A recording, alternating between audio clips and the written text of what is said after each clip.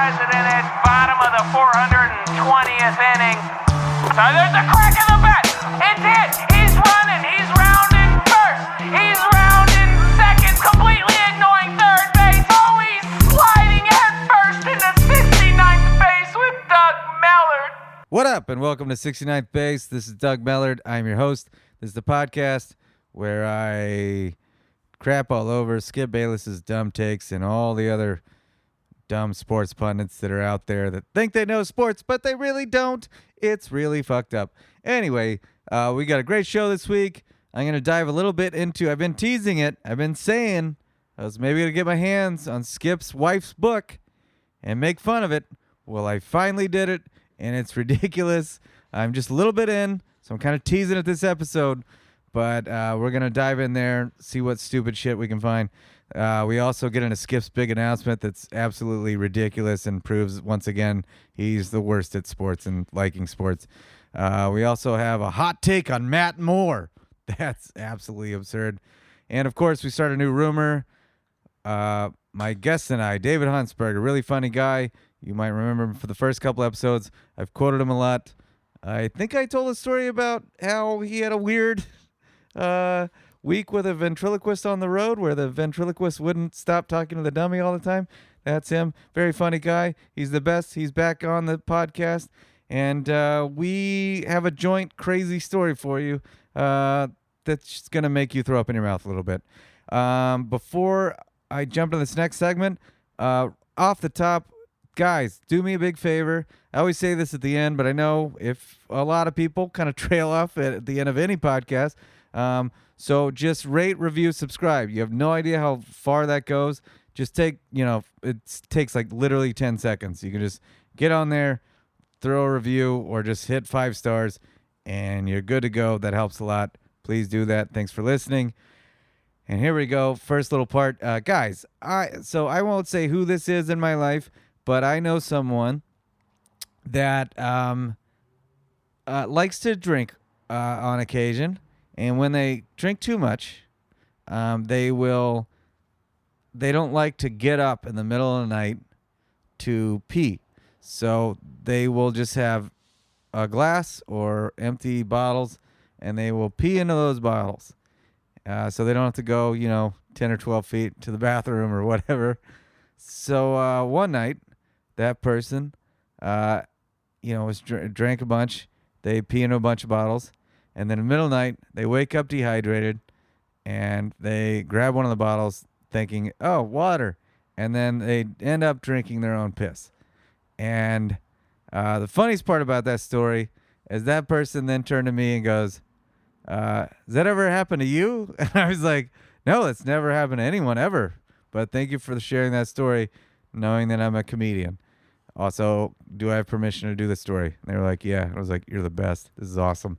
But the point of the story is, I would rather accidentally drink my own piss, not knowing it was piss, thinking it was be refreshing water every night, sometime in the middle of the night, before I would, choose to be Skip Bayless, I think that's a lesson we can all agree with. That doesn't make any sense. Whatever. You get the sentiment. I would rather drink piss than be Skip. And drink it a lot, like all the time. By the way, I have one time accidentally drank my own piss. But that's a story for another day. I'm just going to leave you hanging on that. Guys, we got a fun show. What a weird way to start it. Got my buddy David Huntsberger. He's coming up. Get ready. Here we go. And I'm here with my guest, very special guest, David Huntsberger. What up, dude? Oh, I didn't know if I was supposed to come in right there. Hey, buddy. It was so dramatic. You, old buddy, comedian's friend, I guess. You have fake comedian friends sometimes, but you're a real friend. I have a chart at home with all the categories. Fake friend, comedian, fake friend. friend. You're a real friend. And you were also the first and second guest. It was like a 2-parter. Yeah. Putting it all together. And some of that will come into play later in a really good way. And And you've come up in a few stories, and I've mentioned you and quoted you a couple times and some stuff. And for instance, for your 40th, we all went to the woods and told the story about the mountain lion on the loose. And There's a puma. there was a moment where I thought I was at the outhouse in that outside of the cabin that night where there was a mountain lion running around, and I thought, what if I open this door and a mountain lion just pounces on me, and then I just get die being shoved into a shitter?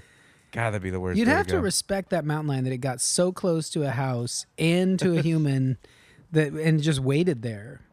True. That would really feel like reincarnation. That it was aware enough to be like, I don't care if this dude has a gun. He opens this gate or this door to come out of this shed. I'm pouncing. It's my final move. I guess I'd respect that mountain lion. And I mean, we were all on his turf or her turf, whatever. Yeah. And you're having a great season as a fan with your Niners. It's looking all right. 2 more wins and they should at least get into the playoffs. I'm not letting my hopes get too high because they've played. I think the best quarterback they've played thus far is Mason Rudolph. Like Jared Goff was pretty terrible. Jameis Winston. Mason Rudolph? You really think that's? As far as What about Kyle Allen? Well, they pummeled them. They killed them, and he had 3 picks that game. They haven't played so Monday when they play the Seahawks. Russell Wilson's having a good season. Yeah, if there they you go. stifle them and or him, then I'll really start to feel let myself believe that they could be as good as everyone thinks they are currently. I think they're very good, Right. but they have a few drives every game where I'm like, what are you guys doing? Mostly on defense, and yet at the end of the game. Their defense looks, by the numbers, amazing. They look like the 85 Bears or something, but I don't really remember the 85 Bears. I remember the 2002 Ravens. What was that? 2002? They really would hold teams to 100 yards a game, it felt like. Yeah, it was crushing. They were just so good. So I don't think this Niners defense is that good, but this offense is way better than the Trent Dilfer-led Ravens offense. You guys don't have a lot of /studs. Well, Kittle's an absolute after this year, stud, people will know everybody. Right. Wow. Jimmy Ward's having a good year. I think Shanahan has a lot to do with it, though. I like that. He's good. And Garoppolo had the last game was maybe his best game, but I still think what was the ACL injury, right? Yeah. Those take a year to so I think even if he's having a rough year, that's actually kind of good. Oh, and beyond that, he's 18 total starts into his NFL career, so he's not much beyond a rookie. So Shanahan, the first 6 games for sure, or 7, a lot of scheming, not a lot of dropping back, and here's your first read, here's your second, it's like, hey man, I'm gonna trick him, and this dude will be wide open. Just look him off and then hit this guy out of the backfield. It was a lot of those type of throws. Wow. And then the last game was the first one where it was like, hey man, we need you to survey the defense and drop some dimes in there, and he did it. So I think he's starting to believe, and all the timing, like you're saying, coming off the ACL, plus starting to feel, oh, this is what a full NFL season feels like. Hopefully it'll all sync up at the right time. And it's been that Panthers game. You know when you're watching highlights of another team, they always have it better than your team in your mind because you're just seeing the highlights. So you're like, how's this team ever lost? And I remember the 2017 Falcons. It was just Freeman and Coleman running nuts, going, all over the place. The two-headed running back team. And then now I'm starting to kind of see that with the Niners a little bit. And it is fun to watch how they do misdirections or guys just get going through huge holes and running wild. It's really fun. Yeah, it's really fun when you're not a Niners fan. I'm loving it. My Cowboys, meanwhile, just sputtered. The fact that you're immediately yeah, if they get a couple more wins, they'll make it in the playoffs. My Cowboys are we could be great, or tonight it's looking horrible. It's 2 teams. Yeah. It's, well, I'm trying to maddening. Temper my expectations because, when you're 4-4, sometimes that's more fun of a season to pay attention to. Because you're every game is, well, if they win this one and the next one, they'll be in first in this division. Yeah, sure. It's much funner than undefeated. Those are the worst seasons. It's fun, My but team's it's undefeated. It's awful. But what are the options there? You go, oh, they're either going to go 16-0. They're not. Or let they're you down big they'll time. let you down. Yeah, So you got to temper sense. them. So you can't just be like, this is the best. It's amazing. Because the Niners in when was that? 2012 when they went to the Super Bowl and lost to the Ravens. That's the worst season you can have. Ooh, that was Losing the Super brutal. Bowl is the worst season. So I'd rather they win it all, which I'm rooting for them to do and hoping. And I think watching Lamar Jackson, which we should put a check mark next to that, in that we got to come back to that when we picked our division winners. Oh, right. Why didn't it was gnawing at me when we had our big draft I got day. Pittsburgh. Pittsburgh fell apart with Ben out, but Yeah. I need to remind a couple people listening to this podcast because I posted something about last week's Monday Night Football game. I posted an article that was like something about what to watch in the Steelers-Dolphins game, and a couple Steelers fans that I love were like, I made a joke about that absolutely nothing is what's to watch, and they got really upset, and I was like, come on, guys. You got to be realistic about your team. I mean, I don't fully buy into my Cowboys, but Steelers are done, man. I don't know. 4-4, and that division's terrible, and so they're in the mix. But Baltimore does look pretty fucking good. Oh, yeah, that's true. Yeah, why didn't we pick them? I don't know. We had our draft party, and we were all picking... I think because we didn't know exactly about Lamar. We weren't, which he just went on a 7-1 winning streak, or 8-0 or something at the end of the season. Yeah, But like, I mean, once they jury's switched still to out. him... He's fucking killing I it. think with me, it was that Greg Roman was the offensive coordinator. He was the coordinator in 2012 that lost to the Ravens with Kaepernick, Oh, right. who's not nearly as shifty as Lamar Jackson. And people go like, oh, they're similar. They're not even remotely similar. Way longer wind up. He's not a juke guy. Kaepernick Yeah. is sort of like, he will do that move. You know when guys are running and they act like, I'm going to go out of bounds, psych, like they'll lift their Yeah. leg really high and then like fake That's what I plant. used to do in fucking tag football, man. So fun. You get out there loose. You're like, I'm lifting my knees really high. That's his move all the time. Whereas Lamar Jackson is like, he's like Barry Sanders. And so I thought, Greg Roman with him, the league seems to have already figured out this offense, right? I mean, that's why Kaepernick is out of the league. Certainly not to do with his Sure. social justice stances. But people, I mean, Greg Roman was out of the league for a while. Like, all right, you figured out this gimmicky kind of running read option thing. Well, now it's back and it's better than ever. And I shouldn't have doubted either of them. Yeah, I also picked a couple really wrong. I picked Atlanta, I think. I don't remember what your pick was in that, but you might have did I picked go New with? Orleans. I think you were safe on that one. Oh, okay. I got I it hope I somewhere, did. but boy, did I fuck that one up. Atlanta's not. I thought they were going to bounce back because there's always that team that had an off year and then they Yeah. come back and they had the same team. I don't. You have a coach in place and a quarterback who's, it's not like his numbers are terrible. He's Yeah. having a good statistical year. Those are usually like the Staffords, the Phillip Riverses, or like good quarterback. They're not going to lose at the level that they are. 1-7. Oof, it's weird. I don't know what's Really going weird. on. Before we jump into the skip bashing and whatnot, I always do a story up top, have my guests react. But I think I threw it out to you before we started recording. I just feel like we should do a joint story because we have a lot of stories. Because any story I tell you, you've heard, most likely. So why don't Yeah, we throw probably. something out there to people? There's a couple. We'll just skim by this one. But one time we had a very close mayo eating contest. Very close. Don't neck you and neck. even. I know you don't want to disappoint your listeners, but how there dare was a you? mayonnaise eating contest on stage in front of a crowd. Was it an open mic?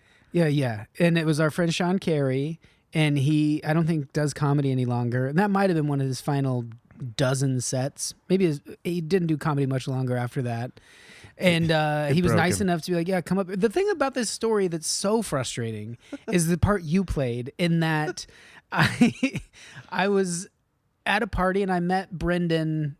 I hadn't known him very long, and someone had been telling me a story. Brendan Like, Walsh. Brendan Walsh, Austin guy, but it was at that point like doing the road a little bit. So now he was like in town from having been out on the road for a while, which is such a foreign concept to people now. I think in comedy that you would get a little traction.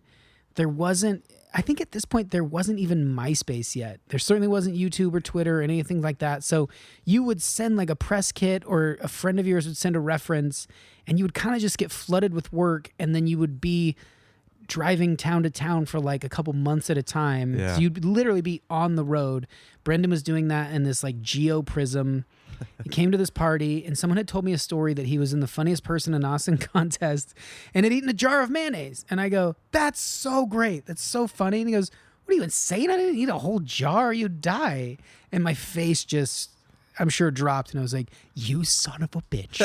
I go, what'd you do? And he's like, well, I filled it up with whipped cream. It was a real jar, but I just filled it with whipped cream. Wow. And I go, but what about the little plastic thing? He goes, yeah, I did like Scotch tape. And I was like, you piece of shit. He goes, no one could do that. And I go, I could do it. And then I think we're just listening, go, I could too. But you go, if it were, I think Miracle Whip. Yes. I could too, if it were Miracle Whip. I'm like, Dougie, Miracle Whip is not mayonnaise. We're not getting into this. And you go, no, let's do it. So we all had a couple drinks. We're like, all right, we're doing this mayonnaise eating contest. And I think I'd allowed you to do the Miracle Whip, even though I was... No, I ate mayonnaise. No, but prior. So this is the night before, like at the party where everyone's talking out of turn and being a little too drunk, and I could do it, and blah, blah, blah. And okay, well, soon we'll do this. Maybe tomorrow night we'll do this. We go to open mic. I remember feeling kind of hungover. Like, so we must have had more drinks than I was expecting that night before. That was every night for like 10 years. No, it wasn't. Every other night. It was a lot. It would be like 3 or 4 in a row for sure. And then like a little resting period. Yeah. But then, so I wasn't feeling great. And I remember getting to the open mic and, walking in Cap City at the dark, the curtains are right in front of you that you would go into like the small room. And it's just like entering a portal or something. The smells are different. It's just very like you're in a comedy club. The moment I smell that like stale beer and nacho, the thin hint of like fried goods in the distance, I just remember feeling like, oh my God, I really hope no one remembers me talking about the mayonnaise. And it felt like within 4 seconds you came over and like, great news! And had 2 jars of mayonnaise. And I was just like, no. I did that? You did that. Oh, you were boy. so psyched. Hey, it's great. They're going to let us. And then I think it was Chandy was They're like... going to let us. As if we'd won a prize. So we start talking to Sean, and I'm just like, okay, I'm a man of my word. I did say I would do this. All right. And Brendan's there just kind of like, this is crazy. He wasn't even that invested, but like, you guys are insane. But the only benefit or the only like saving grace was that they were not the jars people are thinking of, which is like you would save your quarters in and they are huge. These were like a little smaller. There's 16 ounces, which is still a lot of mayonnaise. Yeah. It's crazy. I think too the thing much. people are thinking of is, what's the normal one? It's not double that. It's probably like 24 though. It's bigger. Yeah. And so we luckily have the smaller size, which is still formidable. And then someone comes out and is like, they've laid really nice like dinner napkins that you would get at like a fancy restaurant. I don't even know how the comedy club had this. Over the edge of a champagne bucket. I also did not know they had that. And then inside is the jar of mayonnaise and a spoon. And then they put 2 stools on stage. And Sean was like, I think our idea, which I still think is funny, hey man, you start doing your open mic set, don't deviate, don't look at us, don't reference what's happening. We'll just come up and do this thing behind you. And we have to be done by the time your set is done, which is, like a 4.5 minute set or something like that. And Sean goes, okay. So then they introduce him. He goes up. I think you were the far one, or was I the far one? I think I was far stage left, I guess. Off. Okay, yeah. And then I was to Sean's right. I'm behind him and to his right. And then you and I reached into our buckets, put our napkins in our shirts, reached down, grabbed the mayonnaise jars, cheers them behind Sean's back. And I remember that's when the audience at first started being like, no. You could just feel this collective like, I hope this isn't. And then the spoons come out and you could hear people go, ah. And then we cracked the little plastic things, which we could have faked like Brendan. We sure But could it's have. hard to replicate how uniform it looks. And then maybe we even showed them the top with like a little swirl, like it's officially swirled. This has never been opened. We'll always go for the full commitment to a joke. There's just why fucking cheat it? Right. That's ridiculous. It's silly. I mean, to I do. failed. We're getting to Well, that. and but- then you mentioned maybe halfway through. I'm getting ahead of myself, but you did reference the Miracle Whip, but I don't see any of this because once I crack it and I see the swirl, all I'm thinking is like, I talked all this shit. I just want to be done with this. I like mayonnaise. I Yeah. think I can do this. And I start going to work on it, just giant gobs. And I can even like, of course I can hear the crowd going, oh, people are just beside themselves. And even Sean is kind of glancing over and I see his stomach kind of tighten up and he's having to sort of look away. And I don't know what's going on with you, but I'm hearing a lot of like, ugh, ugh. And I'm like, oh, Doug is really struggling with this. Little did I know you were taking little tiny, like, can I have a sample of that Go-Gurt? And just, or Frogurt? And trying a little like wooden spoon size sample and then gagging, and I'm like nearly through the jar. Yeah, you went right through it. I tore through it in like under 3 minutes or something. Yeah, crazy. somewhere someone has video of this, and I think it's around like I have a 320. photograph, but I think it's just of me and like maybe part of you and definitely Sean. I'm sure I have other photographs, but I just randomly found it recently, and none of my photographs are organized, so it's just stacks of. So I just came across shit from different years and like didn't make any sense, but I was like, oh God. But yeah, I barely ate. I maybe ate 3 spoonfuls. I realized that the Miracle Whip to mayonnaise difference. I like mayonnaise on a sandwich. Yeah. But there is no way I learned that night I can eat it straight. Yeah. Miracle Whip is closer to whipped cream than anything. Like, yeah. It's so That's much why I lighter wasn't even and easier. allowing it. This is Yeah. like someone saying, I could eat a whole pizza, and you're like, I could eat cookies, and that's different because like everyone loves pizza, but there's something about the consumability. Yes. Miracle Whip is much more it's thick like, and horrible. yeah. Like, oh, I could eat like 10 things of toothpaste. I also like ice cream. Like, well, Why? these I don't are- know how I didn't just swallow it without tasting. You can just kind of just shove it in there. It's hard though because that just covers everything, coats everything. Yeah. But yeah, I couldn't. I just couldn't. The thing that's disgusting about it, and there are many elements or aspects to it that are hideous. The main one that I found as you do this is you're eating a jar of mayonnaise, you're expecting it to be uniform. As if this is relatable to the audience. People eat mayonnaise, they're like, you get it in little, what you can fit on a knife kind of, or maybe you're making tuna and you have it on a spoon. It's a little dose, so you're not getting a gigantic like sample size that you can judge the homogeneous qualities of it. Whereas when you're eating a whole jar at once, you'll find bite to bite, sometimes there are lipids and fats and things like that that congeal just a Oh, bit. man. It's hideous. It's so gross. Oh, I'm gonna get and I sick remember all over again. I'd hit those spots and be like, hold, and I would keep going. And then I finish it and I like cling, cling, cling, cling, cling, like hit the spoon against the jar to signify like it is done. I showed it to the crowd. No one cared. Yeah. You're like, wait, there's a little bit in the back. People were like, we got it. You're done. And I just set it down. I set the whole bucket down. I didn't look at you. I just walked off stage. And then I walked to the back and my first thought was like, I think I'm going to have a beer. And people were looking at me like I had just been shot 8 times and also wanted a beer. They were just like, how are you still standing? And I mentioned the beer and everyone was just like, hold on, buddy. Do you and then I think it was Chandy goes, do you have any idea how much sodium you just consumed? Right. And I go, yeah, I don't know. And then I think Mark was like, and saturated fat. And I suddenly, like my body started backpedaling like, no. Oh God. It was What? the next day. We went to promote. We had a sketch comedy show called The Yeah. Hooligan Show, and we went with our buddy Daniel Jackson to the University of Texas to like promote it.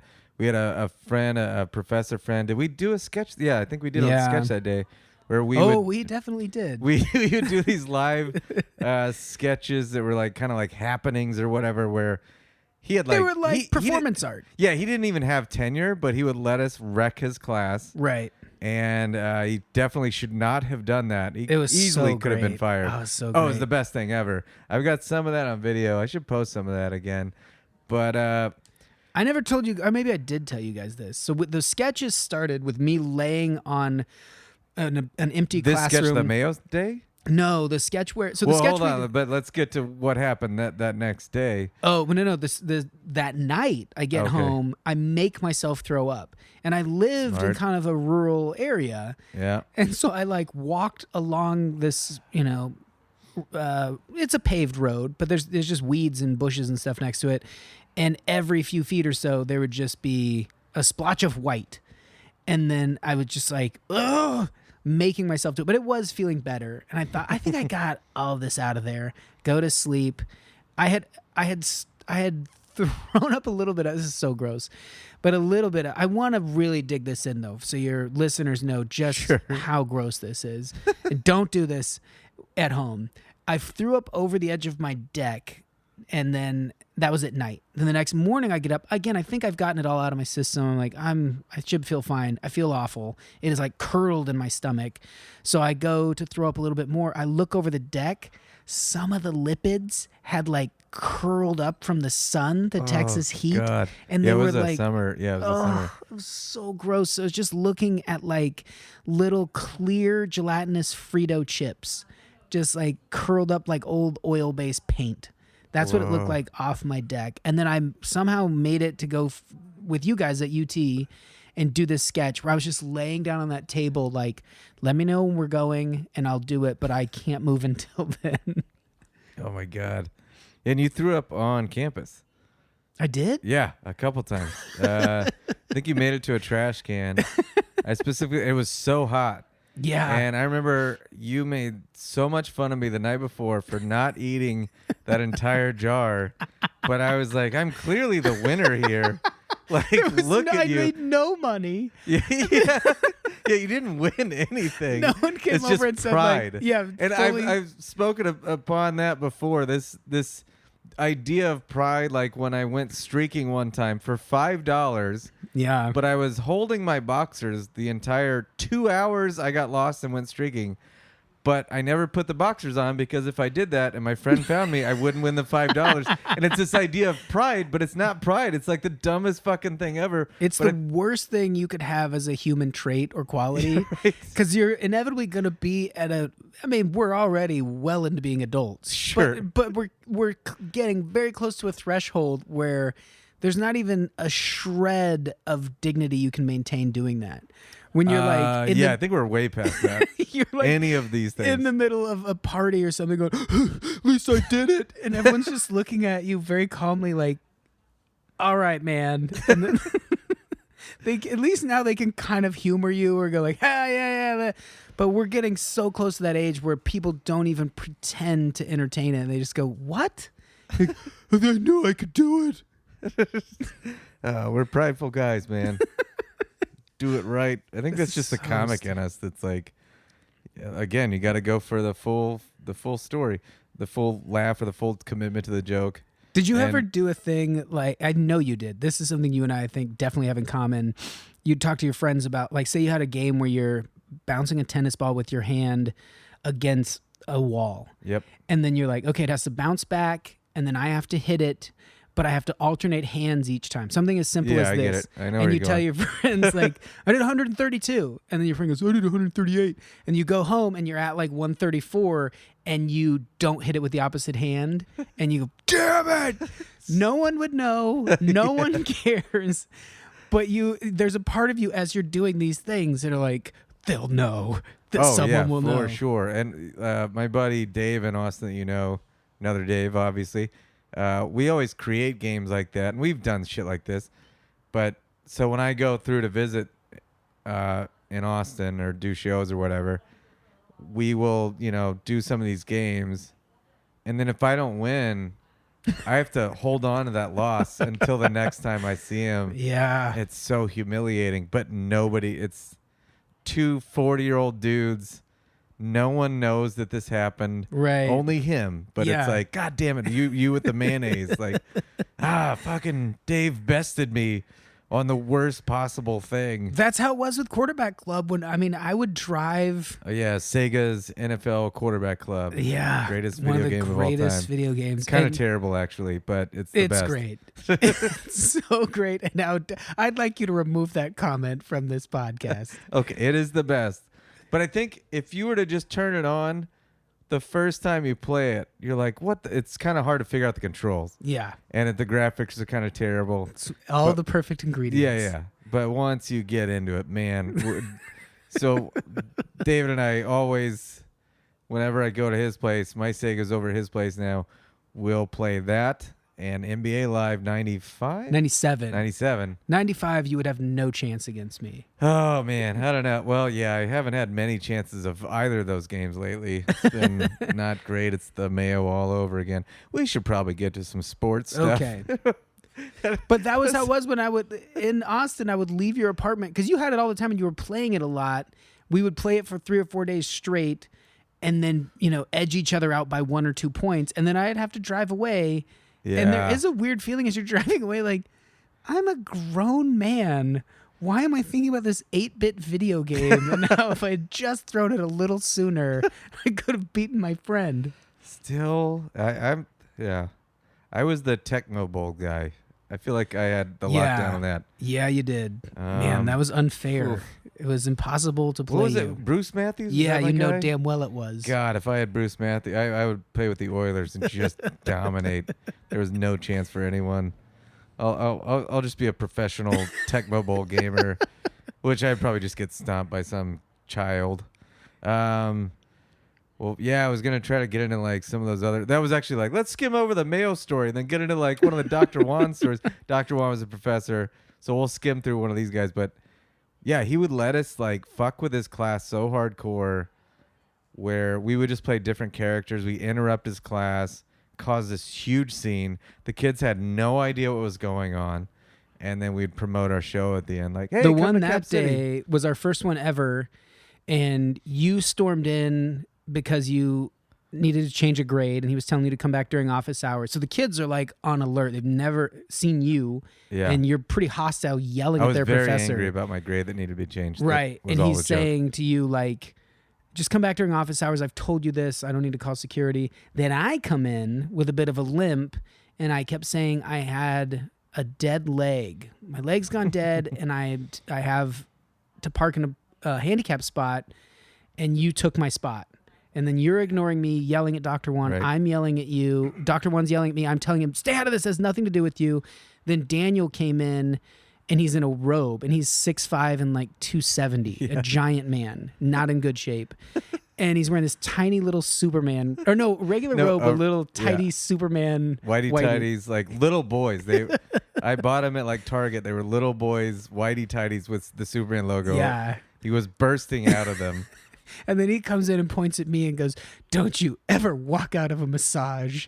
So I had somehow been massaging him, and then someone stole my parking spot, so I left. It makes no sense. Yeah, you ended up, I was mad at the professor because I needed my grade change, and he wouldn't do it. I just needed a bumped up from 69.5. Hey, 69th base, 69. There we go. There's a tie-in to 70 to pass. Then I was throwing my leg at you at one point. Yeah. You kept you had your bum leg that you kept like throwing at me and kicking me with. You were upset at me for taking your parking space, but then you're right. Doesn't check out because Daniel was mad because you stopped giving him a massage to come yell and at you. So we're all yelling at each other. I'm yelling at the professor. You're yelling at me. Daniel's yelling at you. So it's just chaos in front of probably like 50 kids, maybe less than that. And sometimes he had like 300 students. Yeah. Like we did much bigger things. But then it culminates with, we're all yelling. And then Daniel, you say to Daniel, the big guy, like, that all right, man, I'll honor this or whatever. He spreads out in front of like 3 students across the table and takes off his on robe. their books, on their notebooks. And you start giving him a massage while you yell at me, while I yell at the professor. It was insane. It was so great. And then eventually we'd just be like, all right, and scene. And then like, but hey. we got like a standing ovation. That was it was always so fun. We only recorded like a couple of them though. That was the moment, man. Yeah. Living in it. That was so fun. I recently came across some tapes. Hopefully we'll discover some of that. And then Dr. Juan sometimes gave the class credit like for coming out. So he saved a couple of our shows. Oh boy. Yeah, jeez. Good times. Let's recreate that.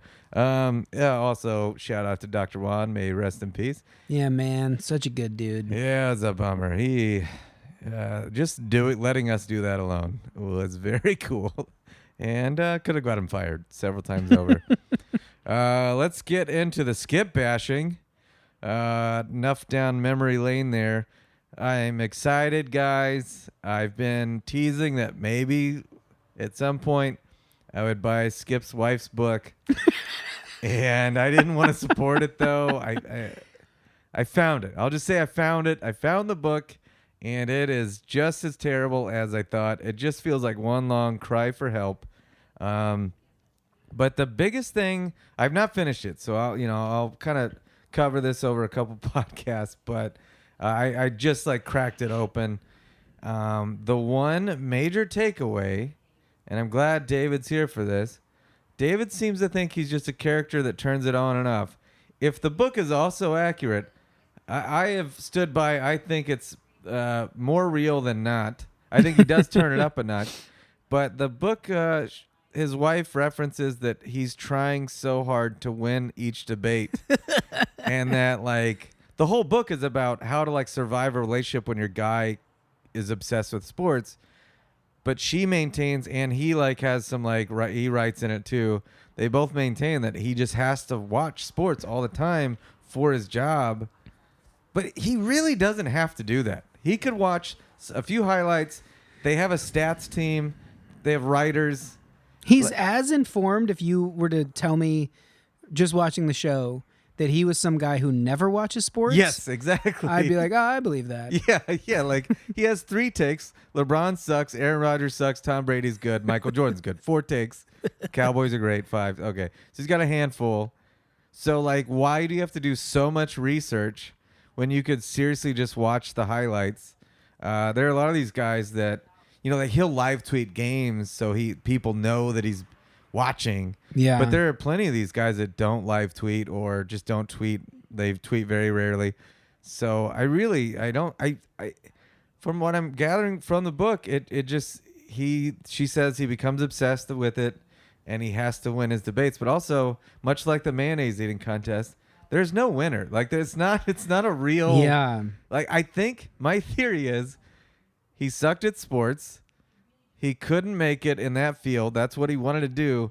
So he treats this like, I'm putting on my helmet. I'm going to get in the game. Oh, totally. And I got to beat Shannon Sharp. He's a Hall of Famer. If I beat him every week, oh, man, I'm so good at this. And, like, you know how the Scientologists created that, like, ultimate medal for Tom Cruise? Right? What if ESPN did start handing out, like, Max Kellerman was 3rd, and then FS1 was like, Oh my we have God. our 9 guys. Skip, you were number 1. You get to wear this medal. I could see them doing that. They probably do that just to placate his, like, ego. I could see that. Yeah. But I've Because they do that on Around the Horn on ESPN, but it's Right. all a goof. Like, you got they're points having today. fun. Skip doesn't seem to be.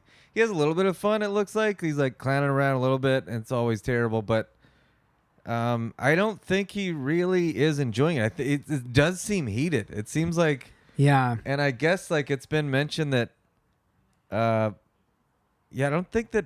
I feel like off camera, like, I just can't imagine Shannon actually telling his friends, like, yeah, man, that guy knows his stuff. Like, there's no, like, so he's, and so there's a segment or a little, like, excerpt from her where she's saying her evenings used to be filled with concerts. This is before they met, with concerts, movies, and theater, and now all nights revolve around watching games together. And she didn't like sports, and she just had to, like, learn to deal with it. And so it's just like a weird. Is this a thing where, I mean, he was a journalist, right? Mm-hmm. You're supposed to be impartial as a journalist. So he Yes. studies journalism, gets a degree. He and his wife are, if you will, relatively cultured. They're going to the theater. They're going out and seeing plays. Right. He's taking her and maybe talking about types of wine. And she's saying, oh, wouldn't it be nice to go and visit Tuscany? And he goes, yeah. And then every day he's coming home like, I got put on the Cowboys beat. Right. They gave me cocaine. They took me on the bus. I got to see some boobs. Whatever it is that just slowly over time made his life seem so great. Like, I'm part of the team. Right. And I'm getting all these amazing experiences. But I come home to you. I love you. You're great.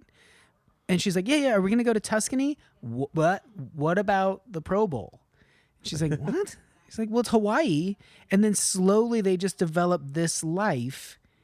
That's a fascinating turn that he went from like mild-mannered, kind of like cultured sort of non-sports person. Because we could all agree sports people are so much lamer than someone who likes like the symphony as Sure. far as an interesting evening. Right. We love talking about sports, but it is asinine and useless and devoid of any level of like depth. He's given all of that up, all that outside. Yeah. The one thing that they clicked on in this book, according to all this, they both liked I Love Lucy a lot and Woody Allen movies. And she even writes, I think it was something like, are you serious? And that was like, wow, we have so much in common outside of sports. And it's like, that's two things.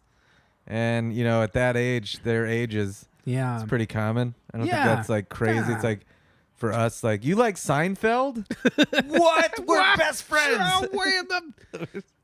Can't believe you've even heard of that. But yeah, I don't know that he's gave up. I think he's been like this since day one. Because what's really weird with like him saying Troy Aikman was gay, that was at the height of them winning Super Bowls, and that's his favorite team. So he shits on his own he sells his own team under the bus. It's to like get an fame. Ed Werder thing. I bet Ed Werder is the biggest Cowboys fan just from being around it for so Sure, long. They must do absolutely. something where they indoctrinate people like, hey man, maybe they held him over a balcony Suge Knight style. Like, are quarterbacks gay? How's that view? Is that a gay view? I'll let your ass go. Do you like this team? I love this team. I love this team. You're not going to say another bad word about this team? No. Okay, good. Maybe it's something like that, or maybe it's just they kill him with kindness of like, I know why you think he's gay. Maybe you saw something. But it doesn't help us for you to report on it. Here's some filet mignon. I wonder if Ed Werder's like insanely jealous because he's like been fired by ESPN and kind of bounced around freelance. Yeah. And he like actually brings real news. Yeah. And like he's not a joke. And then meanwhile Skip's just fucking rich and stays employed and Yeah. oh boy, poor Ed. Well, not poor Ed. I'm sure he's doing fine. He's doing fine, but it just sucks for the fact that real reporters, the news I actually want to read and like I want to do a deep dive on my team. Go to somebody like him, and then meanwhile Skip Bayless gets all the attention, all those idiots. By the way, he also said that when he first started dating his wife, he called his mother in Oklahoma City and was like, I'm going on a date with a woman from New York City whose mother is Jewish and father is Italian. Can you believe it? And she was like, really? That was a weird, unnecessary fact to throw out there. A little strange. Maybe it's just like everyone. He's from like rural, small town Texas. Yeah, Oklahoma, yeah. Oh, yeah. I mean, maybe it's one of those things like everyone we know is white and from here. I guess it and- was just to someone, if he's 180, she had to be like 300 years old. To her, it's just so weird. Like, I can't believe it. He also immediately started taking her to church as soon as they started dating. Hell yeah. This guy. He made this weird thing of like one huge factor in our relationship because he basically has one day that they can hang out because he has to watch all this content so he can say that LeBron James sucks every day. Like that still just is so weird to think about. To where he just puts his relationship on hold. And he's also like at a point where he's been at it so long, he's rich. Yeah. You really don't have to like, no one cares. Everybody hates you. You're a joke. Like, why are you this intense? And that's why I really think he treats it like, I'm the Michael Jordan of what I do. Oh, and she says in the book that he is the most, I don't know if this is the exact quote, but he's the most powerful person in sports media, which is an insane, obviously biased view. But he said one savior to their relationship is that they don't ever go on double dates.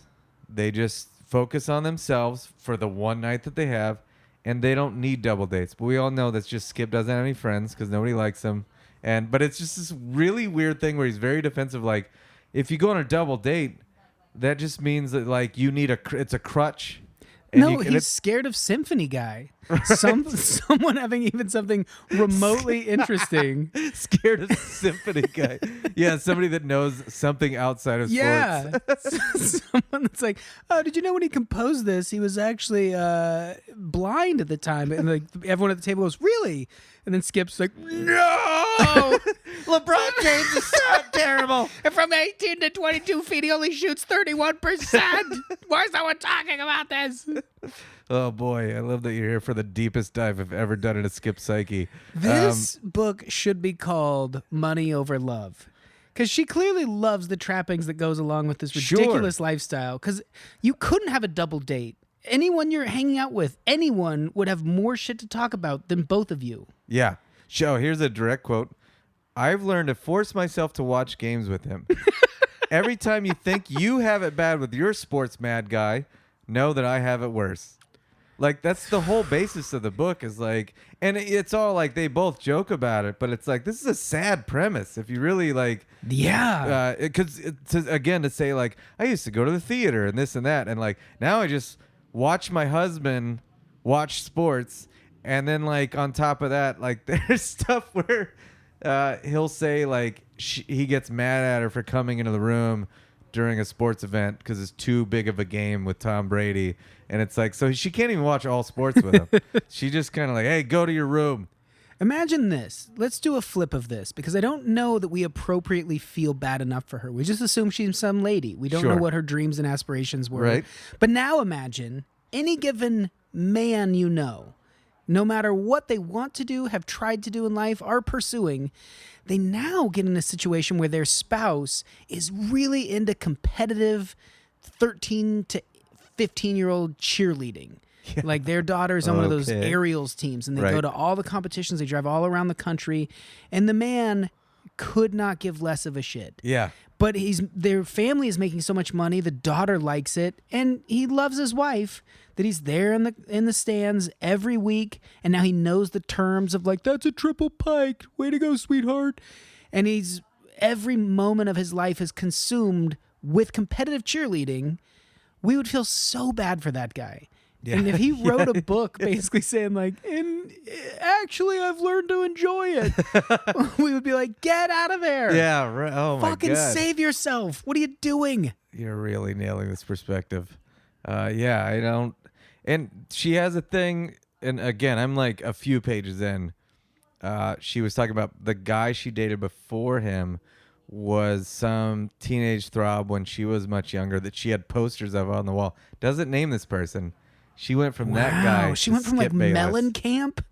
yeah, I Oh don't my know who it God, is. it's but fucking Mellencamp. For sure, He bro. paints. He's so interesting.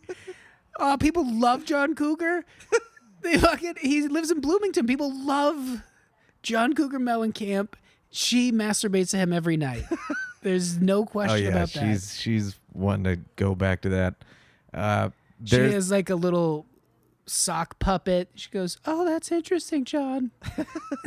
There are some illustrations in that book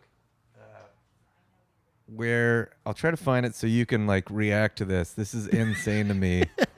There's like little drawings of them as like little sketch cartoon characters. I love it because Um, as you're flipping through it, it is barely thicker than a magazine. Yeah. So she's like, "Look, I can put together 60 pages if you give me drawings." Oh, right. Yeah. It's like 100 and something pages.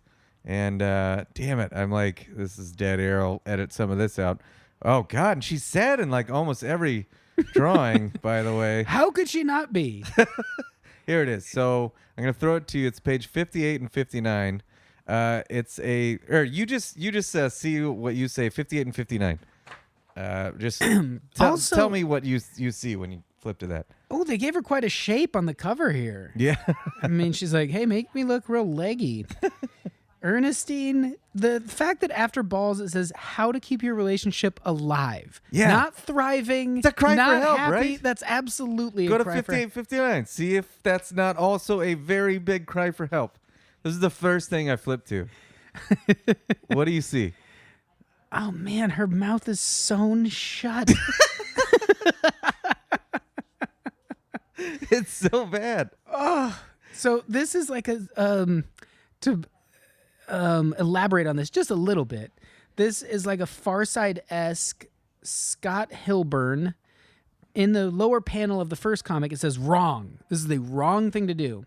It's her with the biggest smile, big eyes, barely in the door frame. Just her head and a thumbs up are appearing through the door. I know your team is going to win. You got this. Two very positive, not even just the team. The first one is your team is going to win. The second is you got this. So just like, I believe in you as someone sitting there watching a game on the couch. You can do it, honey. He's sitting on a couch with no table in front of him. No drinks, no friends, no refreshments. Completely isolated from the world. Big ass TV in front of him. And Dallas is up 28-3. He's grimacing. Then in the second frame, the right thing to do is have your mouth zipped.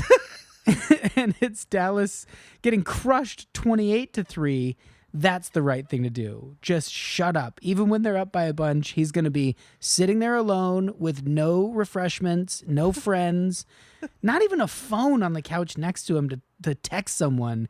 He's just tweeting to no one. Yes. Hey, my team's doing great. He's the saddest, loneliest guy. It's very, very sad. And I feel sorry for her. I think this book, I feel bad that I'm bashing the book because it's like, this is her one thing, it feels like. Yeah, but, man. Hey, man. Hey, lady, get out of there. She's Just taking the run. ride. She likes it. She Yeah. she at some point decided, like, I love the idea of this guy from 20 years ago so much so that I'll deal with... Well, but she met him before First Take was a hit. So she met him when he was like, probably doing well. That's but what I'm saying. not- That yeah. guy was probably like enjoyable. Yeah. Hey, honey, I'm just working hard. I'm just trying to like cover the team. You know, one day Ugh. I'll go to Uganda and cover the crises there, like we talked about. But for now, it's football. But I'm a journalist. Let's not forget that. I have two opinions. I feel like the only way to combat him on his stupidity, this would be my dream. One of my many dreams. Doug, you gotta dream bigger. Oh, well. Dreaming about Okay, Skip Bayless. eating mayonnaise, eating a full jar of mayonnaise. That's number one. But then being on the show, being up against Skip, and I am Ernestine in this situation. Listening to you talk about this. Dream bigger. no. And I have a little scoreboard, and I win. I think just the only way to combat his stupidity is to have somebody on there. It'd be fun to have a character on there. Just because I really think that he thinks he beats Shannon every day and Stephen A. before him and whoever. So, like, he's never going to not believe that. So I think the only way to do that is to get somebody worse than him, which would have to be like, I don't know if you've ever had like a chronic liar that's around you where they like just like whatever you say +1, you know? Yeah. To where it's just like somebody that goes on there like, yeah, Tom Brady was a 6th-round selection, but I knew he should be the number 1 pick, you know? I knew that coming out of, like, in his high school. I saw him, like, Yeah. you know, like, you can ask my buddy. I sent it to him in a letter. yeah, exactly. Chad, I won't say his last name, a childhood friend. We were jumping on a trampoline one day, and he said he wrote the song. We were in the 3rd grade. He said he wrote the song Bad by Michael Jackson. And I knew right then and there he was a fucking liar. And he was like, I was like, dude, you're a fucking liar. And he just stayed with it. And that's all Skip Bayless is. And I think that's the best way to combat it is just be so funny to watch somebody as frustrating for him, you know, like just that doubles down. Like, yeah, LeBron's mom, when he was in the womb, I was like, this is going to be a really good basketball player. You know a phrase that I like that I think is valuable here is when you are wrestling a pig in mud, sooner or later you realize the pig likes it. Mm-hmm. That's Skip. You're never going to, even if you categorically showed him every error Right. and even presented him with someone stupider than him, he would just be like, he would just figure out a way to wriggle out of it and keep talking sports. Absolutely. There's no winning with that guy. Hey, Skip, LeBron won. He carried his team. He was the MVP. Every single former Hall of Fame basketball player tweeted or commented or wrote in that he's the best player ever. This is high praise. Michael Jordan has never acknowledged that he thought he was as good as he was, and yet he's saying LeBron is unquestionably the best ever. Any thoughts on that? Well, they're all wrong, and here's why. There's just no question that would be his response. There's no part that he would go, geez, I guess hearing that. Really great guy. Skip had a big announcement this week, and I'm so stoked you're on here because you were on the first episode, which was a big part of that episode, how I thought it was a weird time of year to start the podcast because the NBA Finals had just ended. Yeah. There was no football. It's like the dead zone. Yeah, it was the dead zone. So what are we going to talk about? Skip's in the dead zone as well, obviously. But it was such a crippling time for him because he had given up on Kawhi, talked shit for over a year about how Kawhi was a quitter, he was a fake, he didn't have any heart, he could never be a winner, he got lucky, that's the only way he won the finals. He wouldn't even refer to him as Kawhi anymore, he would only refer to him as number 2. And Skip had a big announcement that he teased, and then he came out and said that he will now call him Kawhi again. And he's rooting for him because that's how much he hates LeBron James. And they're in the same city. Sheesh. And on the show, apparently, he wore a Kawhi jersey and he now sports his sneakers. And which there's definitely an age limit for jerseys and really cool sneakers because Kawhi's bright pink sneakers look really weird on a fucking 90-year-old dude. But it's just it's another inconsistency with it. He has referred to himself on the show as they call him Never Flip Skip because he always sticks with his opinion. This is the second time he's flipped on this one fucking guy. He shat on him for a year relentlessly, and now he's back and wearing. And I'm sure that's like, hey, that's the production team. Like, hey, this is gonna be funny. You're old. You're going to look dumb in this jersey with your Lil Wayne gold medallion. It's going to play well. Have you figured out where the LeBron hatred comes from? Because it's so intense that it forced him to come back to Kawhi. Yeah, it's just because he says that Michael Jordan, hot take, is the greatest basketball player of all time. So because some people say LeBron is, he can't have that. And that's the same reason right now he says Tom Brady. So, like, his two favorite players are Tom Brady and Michael Jordan. Fucking really getting out on a limb. And he liked the Spurs, who are a dynastic team for, like, almost 20 years. Right now with Brady, a lot of people are like, look at Mahomes. And he hates that because they were like, there are people saying if he keeps these up, he's going to break every record ever. Yeah. And especially the game's going to get easier for quarterbacks, probably all that. And so he hates Mahomes with a passion as well. So it's the same thing where he'll have so much. He hates Aaron Rodgers for the same reason because some people say that he's the greatest, like, physically gifted quarterback. But no, Brady. It's Brady. He's got those 6 Super Bowls that he cheated in. Probably. I don't know. How could you... What... I mean, even Brady would acknowledge that Rodgers is a He better... has. Yeah, he's openly said that. Yes. Who wouldn't? He said he'd have as many victories, I think, yeah, as he does.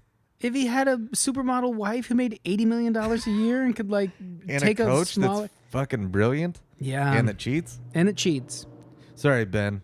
Got a listener, Didn't we? Ben. Oh, we didn't talk about this prior to the podcast, that when Antonio Brown was on that team for the brief period that he was, he was one of the few high-profile people on that team who had not been suspended for cheating in some form or another.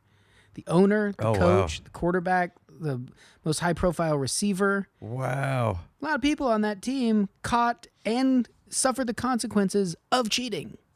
Wow. And by the way, Skip tweeted out, imagine... So the Patriots lost. It was glorious to Baltimore. It's awesome. And he tweeted out, imagine what... Skip obviously said that it was everybody but Brady's fault. It was the defense. It was the coaching. It was there's no receivers. There's no running backs. They have rarely had a stud at any... Like, Belichick's just good at, like, getting the right ingredients and putting him to work and making the most out of whatever situation. Yeah. He's brilliant. And... he just shat all over everybody else. But he tweeted out that, can you imagine what Brady would be doing if Antonio Brown were still on the team. After he also said Antonio Brown should not go to the Patriots, it's going to ruin the Patriots. So another flip. He's great. Flip, it seems like you skipped. Hey! By the way, we're watching the Cowboys game. We're getting into the fourth quarter. I'm Cowboys fan. David is not a fan of the Cowboys. And so they're going up. They just scored. It's 22-15. But it was real funny. Right when David got over here, Skip had just tweeted things weren't going great. And so it's time for them to step up. And Skip tweeted out, "This is time to see what the 2019 Cowboys are really made of." And then there was an Amari Cooper limped off the field immediately after, then a fumble. And then Black Cat ran across the field for like 10 minutes and stopped the game. And I thought that was fucking hilarious. And he, in that book, his wife's book, he constantly just talks about how she is a jinx. But that tweet kind of seemed like a jinx to me. Yeah, seems like you're a jinx. You Flip. And be nice to black cats. It's a dominant trait. It's not some weird, out of the blue anomaly that happens, and when you see one, you should run like if they cross your path or something. Be nice to black cats. It's just genetics. Okay, Yeah. Skip. I mean, Flip. Burn. Got him. We were talking about Mahomes. Skip also tweeted out, "The Chiefs are playing with more spirit and fight with Matt Moore than Mahomes." That was a abridged version Well, they of it. but have that's- to. Exactly. If I had a Ferrari I could drive in third gear or a Mazda Miata I had to max out, absolutely. Yeah, I'm those Pistons in there. I'm hustling. Yeah, they have to play better in order to win. And it's probably ultimately going to be better for the Chiefs and Mahomes when he gets back. They're going to be like more of a team unit because Absolutely. they're like, "Oh, man, we didn't know how much we missed you." Yeah. And then game fucking on. Speaking of the Chiefs, is it sad or just expected or like he made enough money and it's no big deal, but Eric Berry's still not signed by anybody? Oh, shit. 29, cancer Wow. survivor, like seems to be healthy currently. Is he just not interested? Is his price too high? What's going on there? That's crazy. I totally forgot about that. Is he really still out? He only played in like a half a game last year in the playoffs. Wasn't good. I mean, he got destroyed by Gronkowski, but still. But seems that's like Gronk. That's a weird. If Yeah. that's what people are judging on, that's. Yeah, I hope that guy gets another chance. Same. Cowboys could use him. Jesus, Jeff Heath's not the best. And that Browns guy telling everyone he's going to murder them after the game and getting cut. Maybe they need a safety. Did you see the actual tweets from that guy? No. I just saw like a very. I couldn't even make out because it was all half blurted out and stuff, but it did look like. I think he posted his address. No, it was the team facility. Oh, gotcha. But so I saw a couple of those tweets. Coward. Like if Yeah. you were within 10 feet of me, and the guy was like, any day of the week, and then he tweeted like, here's the address. There was but it something about blood. Oh, really? Yeah, there was something like real gory and fucked up. Jeez. That guy. That was a rare instance where I'll agree with Skip and Shannon, where they were like, But that's kind of a mental health thing where like everything's analytics now. You know, people don't have a bad game anymore. They are a bad player because they missed a couple tackles, Yeah. and then they can get on social media and like search their name right after the game. Right. 15 minutes later, like cool down a bit, buddy. yeah. James Harrison was on Skip and Shannon's show, and I wish he could have completed this thought. This was a Dak. Have you seen James Harrison still to this day? His I arms, imagine he looks like a refrigerator still. Yeah, his arms are like bigger than our heads. Like it's insane. He Yeah. like wears, button down shirts, but it's like, how does that even fit? I don't understand how that was made. Yeah. And Shannon too. But James makes Shannon look like a shrimp, And he was on the show. You can tell there are times with him, they'll have him on these shows, and he gets very frustrated because he knows what he's talking about. He played the game, and they were talking about Dak Prescott. Skip was getting very upset. He was cornered. You can tell he knows he's losing because he makes his volume loud. He gets very loud. It makes his volume loud. Yeah, he makes volume very loud. He gets back in the corner, he make volume loud. And sorry, the vodka's kicking in. And Russian vodka. Saquon Barkley is very good at football. Yeah, he's on my fantasy team, so at least there's that. Oh God, are they gonna storm back? Good God, if they get a 2-point, it's tied. Jesus. So they're talking about Dak. Skip's feeling cornered. He freaks out. Makes and volume loud. He makes volume loud, and he says to Shannon and James, like, "Look." He throws this out at him. I've been covering sports longer than like you two combined, or what? Like, and I have been doing this since you were jacking off to the Sears catalog, and there is one thing I have learned in all these years that you still haven't got. God, you nailed it. You see Point Break? Fucking awesome. Let's have you just redo all of Point Break for the rest of the podcast. Good God, my ADD, the vodka's kicking in. Sorry, he was making volume loud. He's getting back in the corner. He's losing. James Harrison, after he says, I've been covering this sport for longer than you guys played it. James Harrison, you can tell he's fucking furious, and because he's probably going to be in the Hall of Fame, and he just goes, that just means you're old, and then he just cut himself off. And I was like, what? I felt like it was maybe going to be a Jim Everett moment. Yeah. Or like, I think Skip cut him off and didn't even hear that. But I definitely did. And it's like, oh, man, I really wish he'd gotten fired or whatever was about to happen there. That's the only thing that'll end him not getting beaten up, obviously, by like a James Harrison type. But he loses cool and punches someone, breaks his hand, obviously, cries, and then it becomes like a meme. Everyone shares it all over the place. Like, look how pathetic this old man is. That would be the only thing I think that would really take him down a peg. And then he'd go home to Ernestine, who would be like, buddy. It's time to go back to the theater. Here's the thing. I would, you asked me on one of the first two podcasts, what's your ultimate goal with Skip here? What would you say to him? I've decided, I was thinking about this today with you, having you previously asked me that. I would like to do some mushrooms with that guy. Maybe see if I can get him out of this horrible cycle. Yeah. Because I feel like right now he would just look back at his life and be like, God, everybody just laughed at me. I made all this money, but I don't have any friends. I just, he seems happy in his marriage, but it's because it's all on his rules. Yeah. That doesn't seem very nice, I'll just do mushrooms with this guy. Maybe he'll learn some stuff. He's still a fit, He'll live a little bit longer, have that enlightenment, and then I like that. That's very positive. One of the Niners and then I'll kick his ass. Well, you got him. One of the Niners beat writers shared a thing the other day where he had been writing pretty negatively about one of the recent draft picks, calling them a bust, and that person confronted him in the locker room. Like, hey, man, why am I a bust? And they said, like, well, you haven't done this and this and this. And then the draft pick said, dude, you're a fucking joke. And I'll bet Skip got a lot of that and gets a lot of that. Yes. I'll bet he's in nice restaurants and players, coaches, GMs, whoever comes through and like, oh, man, you're that idiot from TV. Good luck, man. Yeah. No matter what the bill is, no matter how nice of a shot he offers to buy them, I'm sure there's just like a pleasantness right up until they just cut him down. And he's carrying all that around. Yeah. So he has that scar tissue that he has to outpace by just going, I'm great. People think I'm great. I got a lot of friends. People love me on Twitter. I win all these arguments. I'm the best. And you, like, on mushrooms with him, getting him to just come to terms with, people. Mushrooms rips the ego away. Like, you'd have to, that's all he is. And I think he buries all that by saying, by like posting these pictures of him shirtless, flexing. Yeah. Here's my expensive car. Yeah. Like, he tries to bury all that by like showing off, and which just makes it so much worse. It makes it so sad. It's really messed up.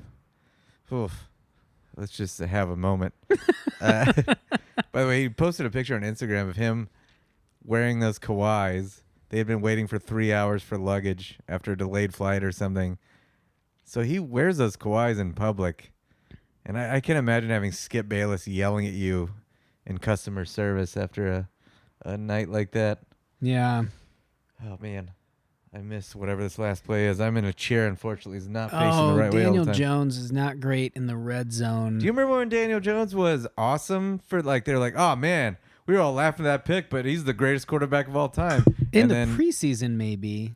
Yeah. Oh, no, everybody was laughing at him during when the pick was made. Oh, yeah. But then he had his first game or two. He was pretty great. we were actually coming back from your birthday party, and they beat Tampa Bay at the last second. Oh yeah. And the bar went nuts. There were a bunch of Giants fans there, and it was like Daniel Jones mania. That he got that nickname, and now it's just back to like, I don't think, I'm not gonna say he's like a bust in any. He has no one on his team. They got rid of everybody. There's no offense. There's no defense. But it's just so funny how that sports world reacts to like the best or the worst all the time. You can't just like, hey, let's give it some time. Let's see what he's like. Look at Baker Mayfield this year. Yeah. Can't you just be a Mark Bulger?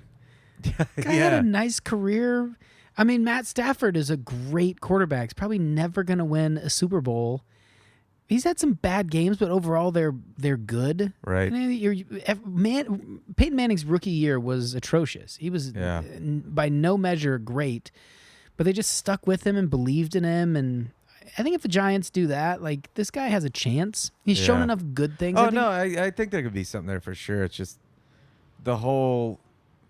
Everybody went from like, I can't believe we laughed at this guy. This guy's gonna be like so great. Yeah. And then he has all these shitty games, and it's like, man, this guy sucks. And it's like, no, there's somewhere in between for sure. Oh, I just thought of an exercise that might be a good idea if you want to try for a couple minutes. Sure.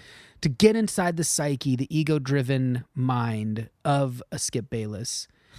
Talk about the merits of keeping and or firing Adam Gase with respect to Sam Darnold. You can choose pro or con, and I will choose the opposite. Wait, what? We'll debate that. Should they get rid of Adam Gase, and will it be good or bad for Sam Darnold? Or should they keep him, and will that be good or bad for Sam Darnold? Whatever you say, I'll take the opposite. Okay. They should absolutely fire Adam Gase because he is a running joke. He is a good offensive-minded coach, but Sam Darnold seems to be regressing. See, when Bill Walsh took over the 49ers, you're talking like 79... You remember the catch in 81? That was Dwight Clark. Like that team, we think of them as they played together forever. They were young. They were a young team there. 79, they were brutal. They lost everybody. I forget who the quarterback was, Steve DeBerg. I mean, they had a dreadful team. They tried to keep Montana on the bench. Continuity. They didn't get rid of Bill Walsh, even though the record was terrible. You keep him in there because he has shown what he did with Peyton Manning and the Broncos. He has an ability to develop a quarterback, develop offenses. I say you keep him. I know, like, what have the Jets done that has inspired any coach to think they can do well there? There's no continuity. Stick it out for a little bit with someone. You should have stuck with Todd Bowles. You didn't. I get it. He's a defensive guy. All right. Adam Gase, they haven't given him enough time. It's year one. He's proven as an offensive coordinator. He's a great coordinator. They should absolutely keep him. He's going to help Darnold in the long run. You just flipped, Skip. Oh, I thought you were going to do both sides. No, I was sticking with shit. keep All him. Right. I fucked it up. But you could see where, like, if you got too attached to one side of that argument, Sure. you lose sight of how you really feel about it. Yeah. You're like, they should fucking for sure fire Gase. This guy sucks. He's got weird-ass eyes. He's, like, shitty to the media. He has more double-digit losses than he has wins as a coach.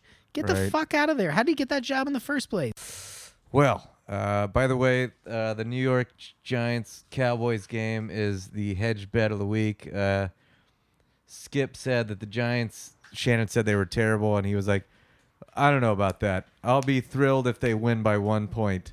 He hedges every team is a monster coming to get the Cowboys because if they lose, he has to have that out. And like, well, I told you that, Daniel Jones, I've seen some promise in him. Or does he ever Saquon openly Barkley. declare like they should win by 2 touchdowns or I'll be disappointed? No, he said, I think it was like a 4-point game for him or something. And he said he would be thrilled if they won by 1 point. And he thought the bye week was going to be bad for them, that it was like too much time off. So he really thought this is going to be a close game, which it is. But my thoughts are they should be beating the shit out of the Giants right now. 100%. And this is sad. This is very sad. Everyone has tossed them around. Like, he built Case Keenum up as a fucking fiend. Like, we should be shaking Case Keenum as the next Joe Montana. Good God. It's my favorite part of the podcast.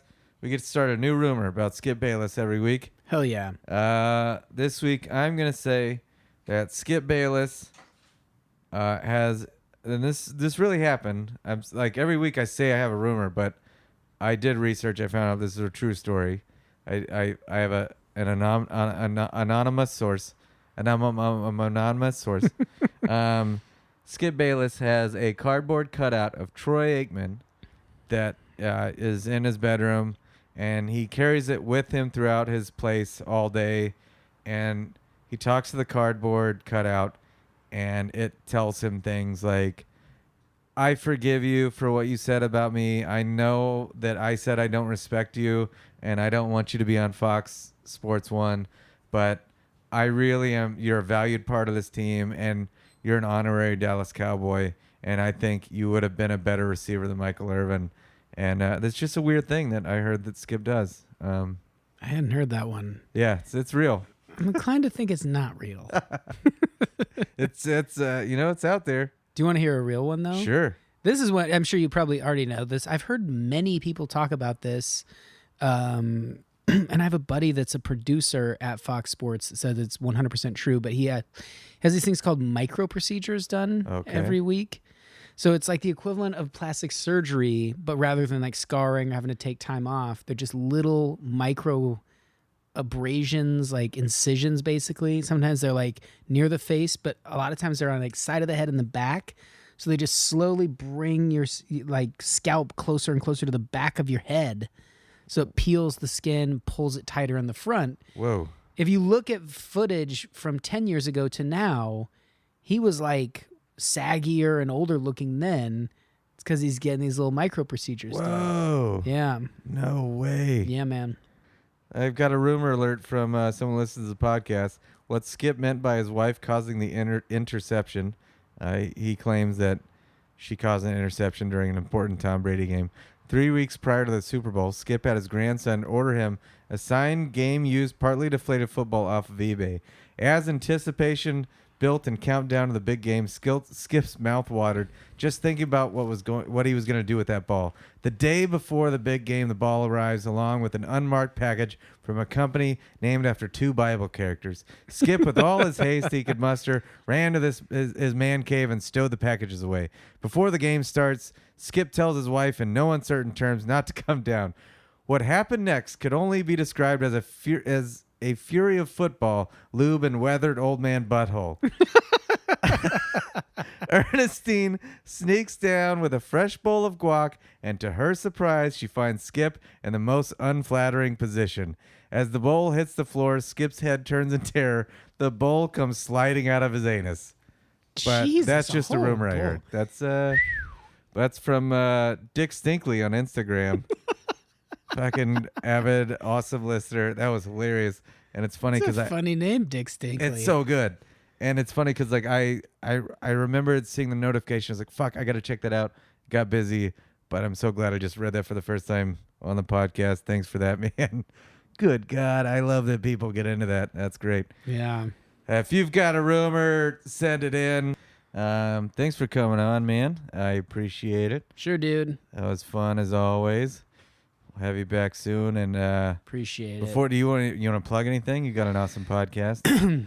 I have a podcast where I interview scientists and artists and things like that. Just like this. It's called Space Cave. And then I have a special on Amazon Prime called One-Headed Beast, and I will be in Winnipeg at Rumors Comedy Club in January.